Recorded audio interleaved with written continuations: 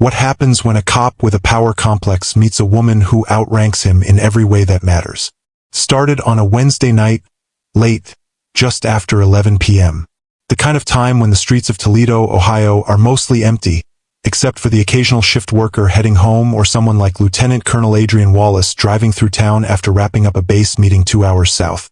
She was in her government-issued black SUV, windows slightly tinted, nothing flashy, just clean, simple, and quiet, like her. Adrian had been on the road for a while, humming low to the rhythm of the tires against the pavement. Her mind was already halfway home. She wasn't speeding, wasn't swerving, wasn't doing anything unusual. But Sergeant Daniel Mercer saw something else. Parked just off Reynolds Road, he was tucked in his usual spot, sipping lukewarm coffee and scrolling through his phone. Bored. The shift had been dragging, no calls, no action. And now, here came an unfamiliar car. He tossed the cup into the passenger side and pulled out. The lights came on before Adrian could even register the cruiser behind her. She slowed down, blinked once, then pulled over to the side of the road calm, controlled, just like she'd been trained. The door of the patrol car slammed hard. Adrian watched in the side mirror as a tall man approached, his hand already resting on his holster, flashlight in the other. He didn't come to the passenger window. He went straight to hers. "License and registration," he said, no greeting. Adrian kept her hands visible, rolled the window halfway down. "Officer, may I ask why I'm being stopped?" Mercer squinted, shining the light directly into her face. "You were drifting between lanes, didn't signal. Looked like you might have been under the influence." She raised an eyebrow. "I wasn't." "License and registration," he repeated, louder this time. Adrian didn't argue. She moved slowly, deliberately, reaching into the glove box for her documents. As she handed them over, she added, "That's a government vehicle. I'm a federal employee." Mercer glanced at the ID, said nothing for a moment. "You military?" he asked with a small smirk. "Yes. Doesn't mean you're above the law. I never said I was." His tone shifted now, a little more aggressive. "Step out of the vehicle for me." Adrian blinked. "Excuse me?" "I said step out of the car. I'm conducting a sobriety check." Her jaw clenched, but she stayed measured. "On what grounds?" "I've complied. I haven't been drinking." "I'd like to know the reason." Mercer took a step closer now. "You're refusing a lawful order." Adrian didn't move. "No. I'm asking for clarification." He didn't like that. He opened her door himself. "I need you to exit the vehicle now." That was when she calmly, quietly, turned on her phone camera and hit record. "Just so we're clear," she said, "this interaction is being documented." Mercer's eyes flicked to the phone for the first time. A sliver of hesitation crossed his face, but he didn't back down. Not yet. Out of the car. Adrian stepped out, her posture straight, firm, not defiant. She didn't shout, didn't resist. But the way she carried herself, even in civilian clothes, told a different story. Mercer looked at her. Really looked. And for the first time, a small voice in the back of his head asked, "What am I dealing with here?" But his ego was louder. He proceeded with the field test, making her walk a straight line under the streetlights like she was some reckless driver on a Saturday night. She passed perfectly. No slurring, no stumble, no hesitation. Still, he wrote her a citation for failure to maintain lane. Adrian took the ticket. No words, just a look. She got back in her car and drove away into the dark. But Mercer had no idea that the ticket was going to show back up in a courtroom and change everything. Sergeant Daniel Mercer wasn't new to this. 15 years on the force had carved deep lines into his face, and thicker ones into his sense of self. He'd been in everything from neighborhood standoffs to messy traffic accidents, and he'd earned a reputation. The kind that made rookies tighten up when he walked into a room. But Mercer liked it that way. He didn't ask questions. He gave orders. And in his mind, the badge meant control, authority, final say, whether it was a teenager mouthing off or a frustrated driver asking too many questions. Mercer never backed down, and he never apologized. His precinct on the west side of Toledo knew what they had. A cop who'd do the paperwork, show up on time, and never hesitate. That also meant they knew he could be rough, sharp with his tone, quick to escalate. But nobody really challenged him, not until that night. When he got back to the station after the stop, he barely mentioned it. He logged the citation in the system, gave a quick write-up. Failure to maintain lane, possible signs of impairment, no arrest made, and tossed the body cam in the charging dock, like he always did. The video sat there for 2 days before anyone bothered to review it.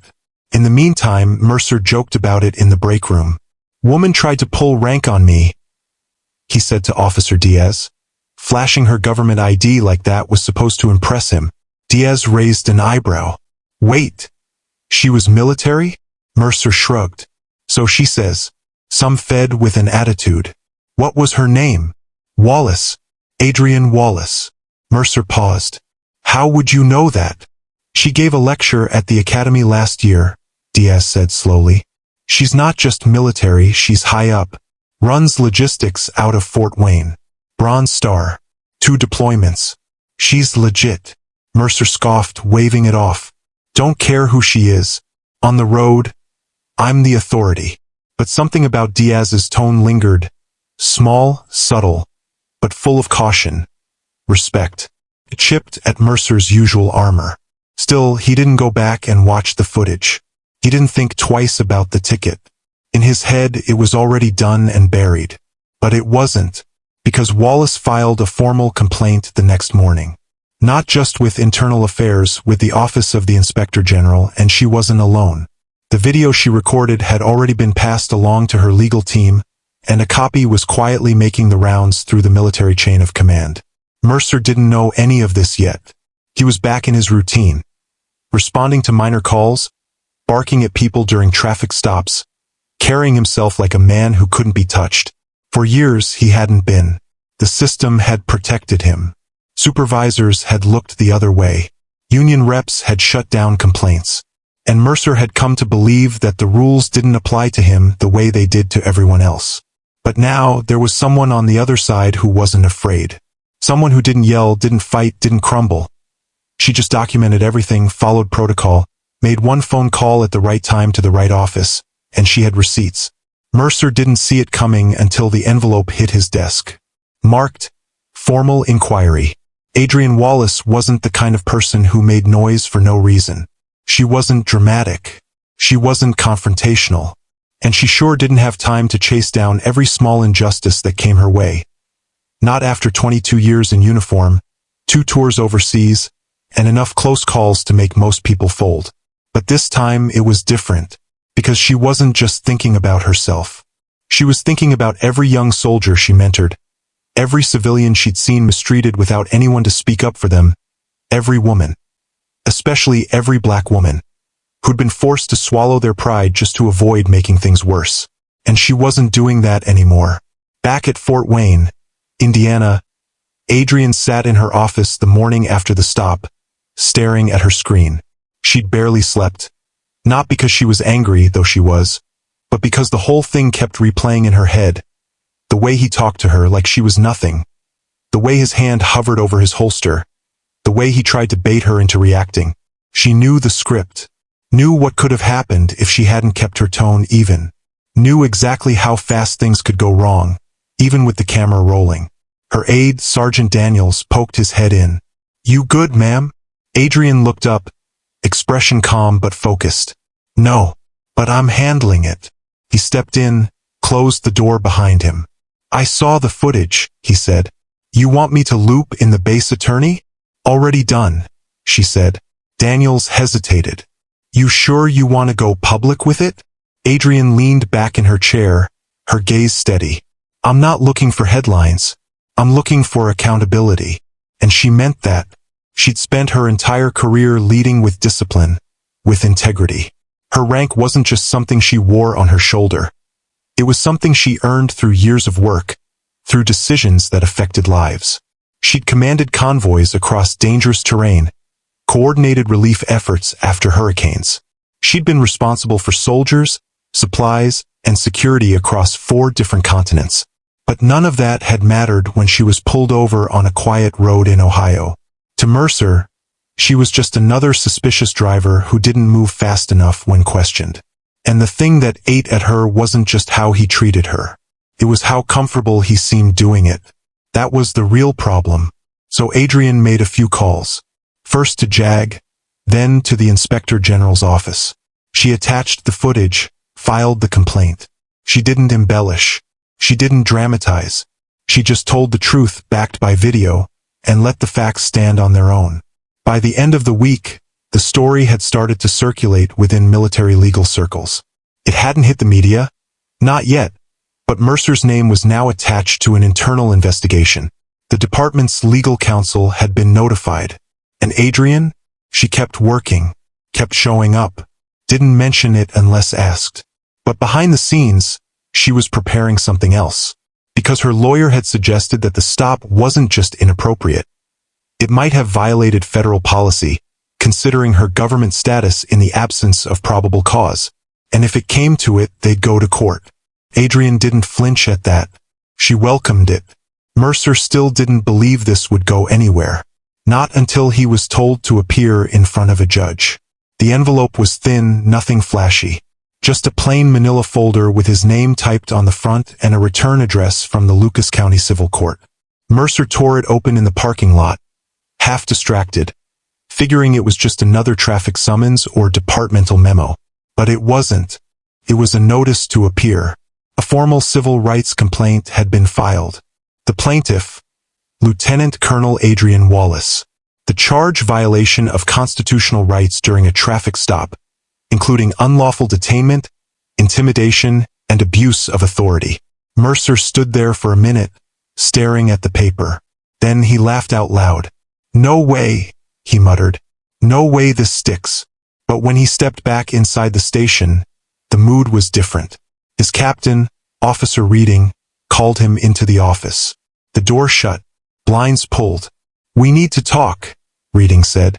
Mercer sat, arms crossed. "About what?"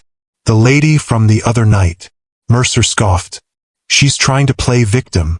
Reading didn't smile. "She's not playing anything. Do you even know who she is?" "I don't care who she is," Mercer snapped. "She got pulled over, acted smug. And now she's mad I didn't kiss her shoes." Reading leaned forward. "She's not just some random motorist. She's a lieutenant colonel, combat veteran. Her record's spotless. Her connections are deep. And she's got the whole thing on tape. From two angles, yours and hers." Mercer scoffed again. "So what? We just roll over and say sorry because she's got some stripes?" "No," Reading said. "But we don't pretend this is nothing either. You're going to court. And if this gets out, and it will, it's going to blow up." Still, Mercer couldn't shake the arrogance. "She didn't even get arrested. I didn't touch her. I was following procedure." Reading shook his head. "You were on edge, Dan. You escalated. You treated her like a suspect before you even knew who she was." Mercer bit his lip. For once, he didn't have a snappy response. The notice said the court date was set for 3 weeks out. In the meantime, word had spread across the department. Whispers in the locker room. Sideways glances in the hallway. Nobody said anything to his face, but Mercer could feel the shift. He wasn't the wolf anymore, he was bleeding, and the rest could smell it. Back at her base, Adrian prepared too, but in a different way. She didn't throw press conferences or demand attention. She met quietly with her legal team, reviewed every second of the footage, and outlined her experience in exact detail. She was calm, collected, but relentless. Her lawyer, Delaney Price, sat across the table from her and asked, "You sure you want to do this in court? It's public. It'll follow you." Adrian nodded. "Good. Let it." Price paused. "Most people would have let it go." "I've let too much go already," Adrian said. "This isn't just about me." She wasn't looking for a payout. She wanted a public record, a moment that could be referenced. Something that showed power didn't excuse behavior, and that silence wasn't the only option. She wasn't just standing up for herself. She was standing up for every person who'd been talked down to, dismissed, or bullied behind flashing lights and a badge. And when the court date finally came, she didn't walk in quietly. She walked in wearing her full service uniform. Badges, medals, the rank on her chest clear as daylight. She wanted the jury to see her, not just as a woman in a car that night, but as a human being who had served her country, respected the law, and expected the same in return. Mercer was already seated when she walked in. He turned, saw the uniform, and his smirk faltered for the first time. But the real test hadn't started yet. Because when Wallace took the stand, the whole courtroom leaned in. The courtroom was packed, not with reporters, not yet, but with officers from both the local precinct and the Fort Wayne military base. Adrienne's peers came in silent, respectful, dressed in uniform or business attire, seated shoulder to shoulder with civilians who had no idea what this case was really about. To some, it looked like a traffic stop gone wrong. But to Adrienne, it was the boiling point of something deeper. Something that had been simmering for years. Mercer sat at the defense table, stiff in his suit, face blank but tense. His attorney, Charles Briner, leaned in and whispered something to him. Mercer didn't blink. He just kept his eyes on the judge. Then Adrienne was called. She stood, adjusted her collar, and walked to the witness stand with the same quiet discipline she'd used leading convoys through dangerous zones. She didn't rush, didn't falter. Every eye in the room was on her. Her ribbons caught the light. Her posture demanded respect, not because of how she looked, but because of who she was. The judge cleared his throat. "Colonel Wallace, thank you for your service. You may proceed." Delaney Price stepped forward, not missing a beat. "Lieutenant Colonel, could you describe the night of January 17th? Adrienne spoke plainly. "I was driving back from a meeting at the Indiana Guard Reserve around 11:15. I was pulled over by Officer Mercer. There was no erratic driving, no signs of intoxication. I was compliant. I asked reasonable questions. He responded with aggression. She kept her voice steady, no edge, just truth. He demanded I exit the vehicle without explanation. When I asked why, he repeated the demand louder. At that point, I turned on my phone to record the rest of the stop." Delaney nodded. "Did you ever refuse a lawful order?" "No." "Did you resist in any way?" "No." "Did you identify yourself?" "Yes." I informed him I was a federal employee and that I was driving a government vehicle. The courtroom stayed silent. No coughing, no rustling. Just her voice and the soft scratching of pens on paper. Then came the playback. First, Adrienne's phone footage. Steady, clear, damning. Then the body cam. It showed everything. Mercer's tone, his posture, his hand hovering near his weapon. Even when she was fully cooperative. The unnecessary field test. The dismissive attitude when she passed it. The jury didn't speak. They didn't need to. You could feel the shift in the air.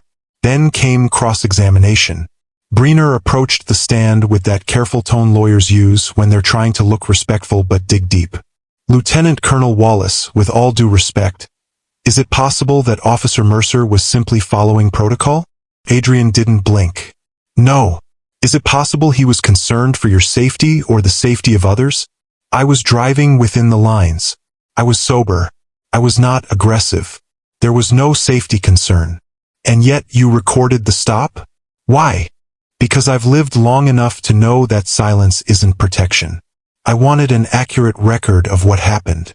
Briner nodded slowly. "So you don't believe officers should have discretion during stops?" Adrienne looked at him and said calmly, "I believe discretion must be paired with discipline. That badge isn't a free pass. It's a responsibility." That line hit. Even the judge paused before asking the next question. Then it was Mercer's turn. He walked up to the stand not to testify but to watch as the footage played again. This time, frame by frame. Every pause. Every clipped response. Every time he looked at her like she wasn't human. The prosecutor leaned in. "Sergeant Mercer, why did you ask her to exit the vehicle?" Mercer stiffened. "She looked evasive. Did she disobey any of your commands?" "She questioned me." "Is that illegal?" Mercer hesitated. "No." "Did she raise her voice? Make threats?" "No." "So what made you escalate the stop?" No answer. "Sergeant Mercer, Were you aware she was a lieutenant colonel in the U.S. Army? Not at the time. And if you had known? Mercer's voice dropped. I probably would have handled it differently. The room went quiet again. There it was, the truth. Or at least a part of it. Not regret. Just a slip of honesty. Mercer didn't see a person that night. He saw someone who didn't move fast enough, didn't speak the way he liked, didn't submit. And now, sitting across from her with her rank laid bare, the courtroom could see it too. But the trial wasn't over. Because now, the jury had to decide what accountability really looks like. 3 days passed before the verdict came in. The courthouse was quieter this time. No military uniforms. No off-duty officers watching from the back. Just Adrian, her lawyer, and a few civilians who had followed the case out of curiosity. Mercer sat with his attorney, hands clasped, trying to hold the same blank expression he'd worn through the entire trial. But this time, his jaw moved slightly, like he was grinding his teeth without even knowing it. Judge Cynthia Morales shuffled the papers on her bench and looked out across the courtroom. In the matter of Wallace versus Mercer, she began, the jury has found in favor of the plaintiff. Mercer shifted. Adrian stayed still. The court recognizes a violation of constitutional rights during an unlawful stop and detainment. Furthermore, the court finds that the actions taken by Sergeant Mercer were not aligned with department policy or basic expectations of professional conduct. No one clapped. No gasps. Just the flat weight of consequence.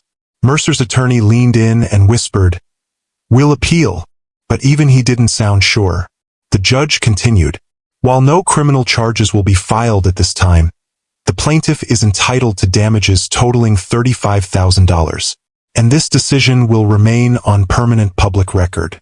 Furthermore, this ruling will be forwarded to the Department of Justice and the Toledo Police Department for internal review and policy evaluation." Adrian didn't smile. She didn't pump her fist or celebrate. She just nodded once. Not to the judge, not to the jury, but to herself. She had done what she came to do.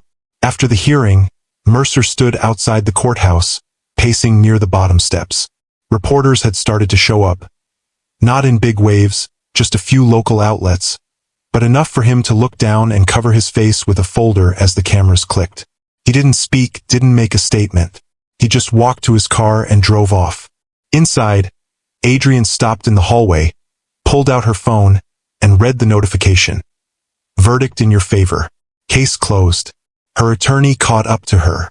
"You could have asked for more." Adrian shook her head. "It was never about the money." Delaney looked at her for a second. "You think it'll change anything?" Adrian turned toward the glass doors and said, "I don't know, but maybe next time he pulls someone over, he'll think twice." A week later, Mercer was put on administrative leave while an internal review was conducted. Rumors said he might be reassigned. Others said this was the beginning of the end for his career.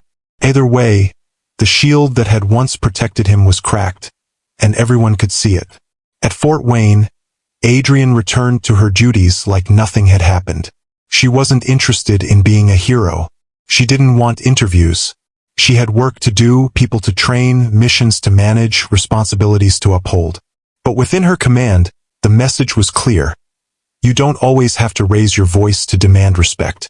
You don't always have to break to prove you've been wronged. And sometimes, the quietest stance speaks the loudest. But even with the verdict behind her, Adrian knew the fight wasn't over. Because accountability isn't just about punishment. It's about what comes next. 2 months later, Adrian stood in front of a room filled with young recruits at Fort Wayne. Most of them had only been in uniform a few weeks. Fresh faces, open minds, hungry to serve. She wasn't there to talk about combat strategy or logistics. This time, she was there to talk about leadership and what it means when no one's watching. She looked around the room and asked a simple question. How many of you think a uniform automatically earns you respect? A few hands went up, some half-hearted, some confident. She nodded. I understand why you'd think that. But here's the truth. Respect isn't something you're owed. It's something you prove every day. Every choice. She let the silence hang for a second, then continued. Same goes for power. The badge, the rank, the authority. It's not a shield. It's a weight. And if you can't carry it with discipline, you don't deserve to carry it at all. In the back, one of the newer soldiers leaned forward, eyes locked on her. Adrian paused, then added, "When I was stopped by an officer who forgot that truth, I could have yelled. I could have panicked. I could have let it slide." She looked around at them. "I didn't do any of those things. I documented it. I filed.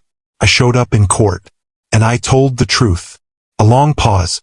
That officer thought his badge made him untouchable until he saw my rank. Not just on my uniform, but in how I carried myself. That's the difference. That's leadership. The room stayed quiet, but it wasn't the kind of quiet that comes from disinterest. It was the kind that comes when something lands. Adrian closed the folder in front of her and looked up. "Lead with character. Serve with integrity. And never forget, you don't just represent the uniform. You represent every person who came before you and everyone who will come after." She stepped off the platform, not for applause, not for thanks, but because the work was already done. Let this story be a reminder. Authority without accountability is just a mask for weakness. Speak up, stand firm, and when you see wrong, don't turn away. Because silence is comfort for the guilty, but courage is protection for the rest of us. If you enjoyed the story, please subscribe to our channel for more inspiring stories and don't forget to like and share.